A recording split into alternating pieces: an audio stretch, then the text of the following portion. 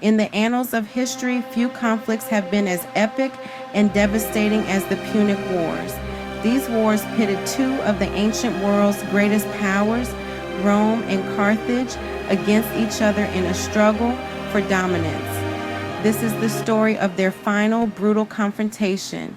The year is 149 BCE. The once great city of Carthage, a formidable rival to Rome, is now on the brink of destruction. What led to this final confrontation? How did the Third Punic War become the battle that sealed Carthage's fate forever? Let's dive into the brutal final chapter of the Punic Wars. After losing the Second Punic War, Carthage was severely weakened. Rome imposed harsh reparations, disarmed its navy, and limited its military power. But Carthage, ever resilient, began to rebuild its economy and influence. This alarmed Rome, especially when Carthage defended itself against Numidian raids. Though Carthage technically remained under Roman oversight, its act of self-defense gave Rome the excuse it needed to declare war. Carthage must be destroyed. These words, spoken by the Roman senator Cato the Elder, became Rome's rallying cry. In 149 BCE, Rome declared war, launching a full-scale invasion of Carthage. Despite lacking an official army, Carthage refused to surrender. They mobilized every citizen to defend the city. Men, women, and even children worked day and night to produce weapons, reinforce walls, and prepare for the inevitable siege.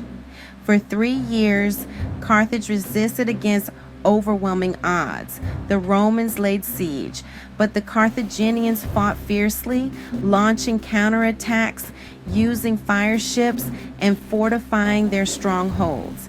Hasdrubal, their commander, led the defense with unmatched resilience. But Rome had a secret weapon, Scipio Aemilianus, the grandson of Scipio Africanus. A brilliant tactician, he restructured the siege, cutting off Carthage's food supply and tightening the noose around the city. Starvation and disease weakened Carthage's defenders. In 146 BCE, Rome launched its final assault.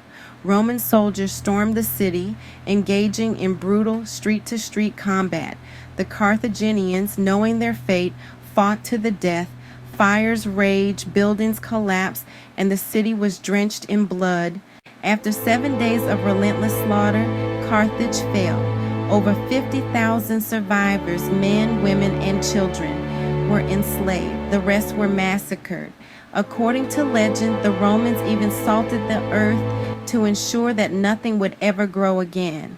The Third Punic War ended in total annihilation. Rome had removed its greatest rival, securing dominance over the Mediterranean. But this victory came at a cost. Was it necessary, or was it a ruthless act of vengeance?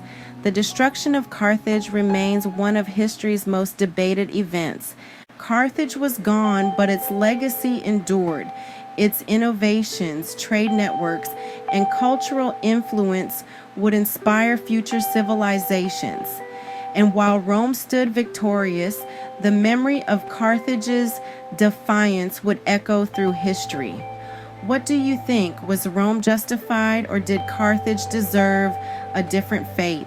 Let us know in the comments. And if you enjoyed this deep dive into history, don't forget to like, subscribe, and hit that notification bell for more epic historical battles.